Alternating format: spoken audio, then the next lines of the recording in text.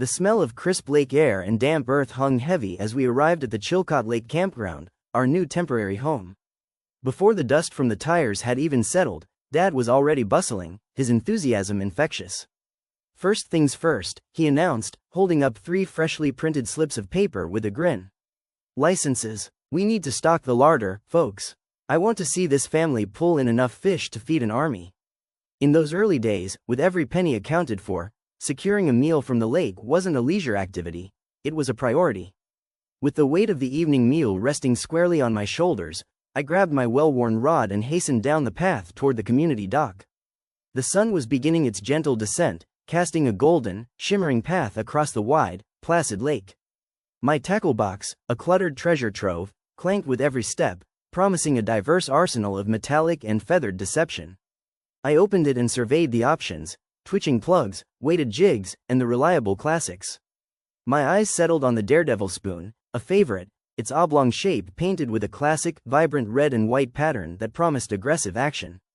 I snipped off the old line, tied a fresh, strong Palomar knot to the barrel swivel clip, and attached the spoon, ensuring its free swimming action. Taking a deep breath, I executed a powerful overhead cast.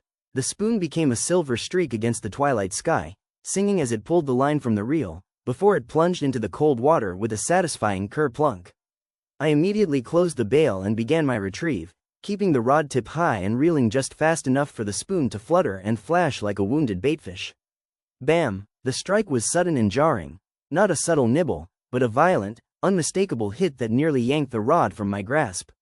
Instinct took over. I reared back sharply, setting the hook deep, and the reel immediately started to scream as the unseen fish ripped line off the spool.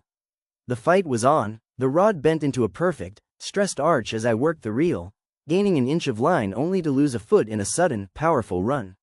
Finally, after what felt like an eternity, the exhausted fish surfaced near the dock. With a final heave, I swung it onto the splintered wood. It was a handsome fish, silver and speckled, but its strange, pronounced hump and small, densely packed scales left me utterly perplexed. I had never seen one like it. Just then, an elderly gentleman with a weathered face ambled by, his gentle, golden retriever trotting patiently beside him. "Excuse me, sir," I asked, my voice edged with excitement. "What kind of fish is this?"